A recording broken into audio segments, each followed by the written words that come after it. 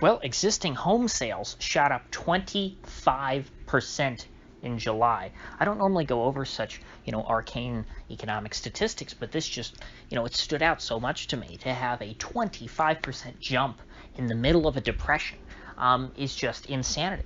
And it is a further example of the absolute mess that the Fed has created. I look around me and I see all of this construction going on.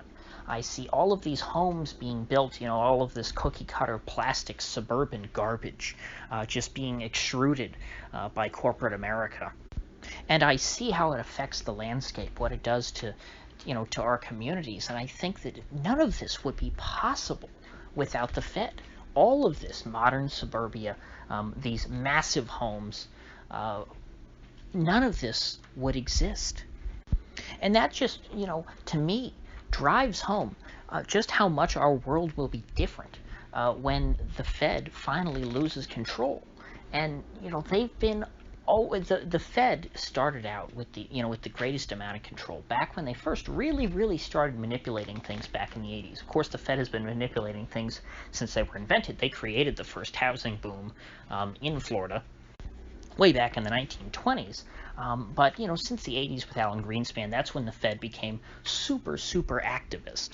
And so, they've always been on borrowed time because they can only keep they can only keep the shell game going for so long. That's what we saw with Japan. Of course, Japan's whole mess came unglued in 1991. They went down and they never came up. And now you go to Japan, and you can get a house for free in Japan because they have more houses than people, and you could blame that all on demographics, but it also has to do with just the incredible economic bubble that was created by the Bank of Japan that burst in 1991, and it was never successfully reinflated because, there's only so much you can do with printing money. And so I look at this number, this 25% jump, and that's year over year. So meaning that existing home sales, meaning excluding new homes. These are just homes that have already been built that are being resold by the owners to new homeowners or to investors. Which that's another thing, that this another new phenomenon created by the Fed is that hedge funds actually do buy real estate now. They buy individual rental, houses to lease out to people because they're chasing yield, but that's a whole nother story. The volume of transactions this July was 25% greater than July 2019. In July 2019, we were still pretty much at, peak bubble economy, chugging along just fine. Nobody, suspected anything was amiss with the economy back then.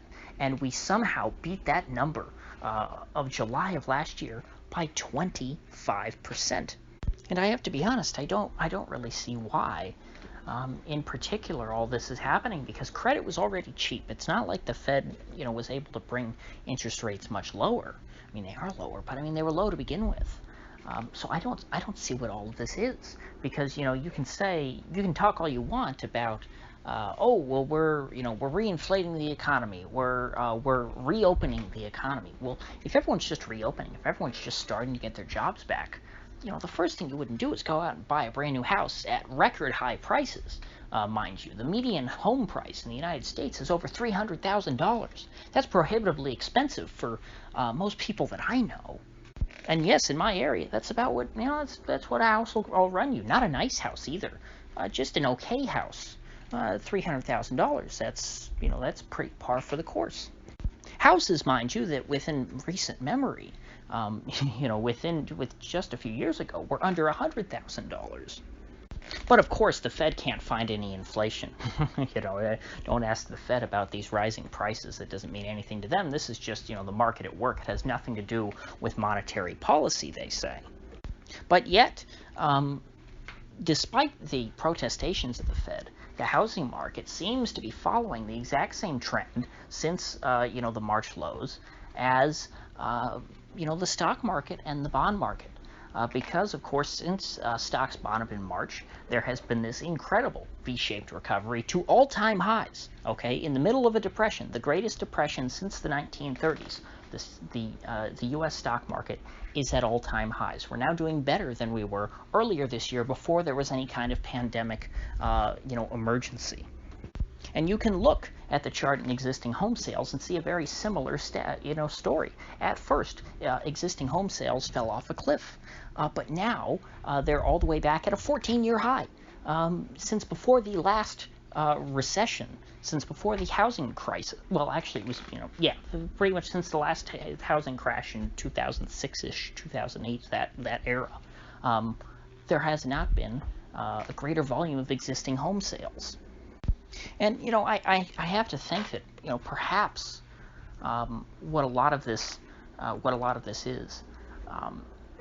is people who maybe bought their house a few years ago and realize that they have $100,000 in equity and are just taking advantage of this incredibly cheap credit and maxing out their credit essentially and saying, well, we have equity in our house, so what's the biggest house that we can afford and still make the payment? What can we finance? And they say, well, you bought your house for $150,000. It's now worth $225,000, and you have built up your credit since then, so you can afford a $300,000 house. And so these people go out and they buy a house that's priced twice as much as the house what they paid for their house they own now. And this at least has been the case with a couple of people that I know, and this is just anecdotal evidence, but I'm trying to understand, what exactly is going on with this market. Who, in the middle of the greatest depression of any of our lifetimes, except for, like really old people like my grandmother who lived in the Depression, who the hell would go out and buy a house right now with prices at near record highs? It's certainly none of the 28.1 million people who are unemployed. And you could say, well, it's the people who are being rehired. Well, from the numbers I've seen, back in, I think it was June, on the number of people claiming unemployment benefits, which is not everyone who's unemployed, but it's a pretty good number. That number was at 32.4 million, I believe, and now it's only down to 28.1. That's only like 4 million people who have gotten their jobs back. So, we're not recovered yet. We're nowhere near that. And by the way, I mean, that number, 32 million, is more than double the amount of jobs that were created since 2008. So everyone who got a job since the bottom of the recession in 2008, 2009, all those jobs were wiped out times 2. So even more people. So I don't understand the math. None of this adds up to me. And so that's why I turn to you, the audience. Perhaps somebody can comment, maybe leave a link to some article of someone who's trying to make some sense out of this, because I've been poring over this data, today since I saw that headline of a 25% jump in existing home sales, and I can't piece it together. The only thing that I can really divine from all this data is that it looks just like the chart of the stock market. But housing is not the same as stocks. It's not an exchange traded market. I don't feel like Fed liquidity could have such a potent impact in such little time over the course of a couple months. I'm just used to housing moving so much slower.